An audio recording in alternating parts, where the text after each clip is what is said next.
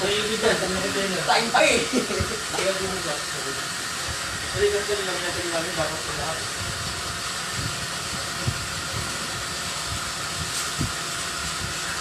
Wala na dyan yung mga sa-sugar mommy namin yan.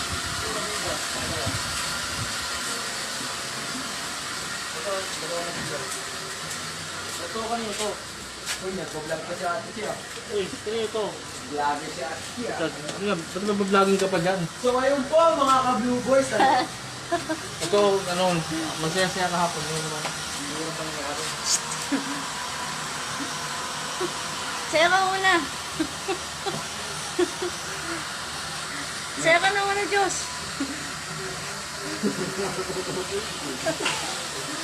Kasi Bidig, ba tayo sumayaw ni Bidig? Bidig, sayaw nga naman. Sayaw ka naman konti.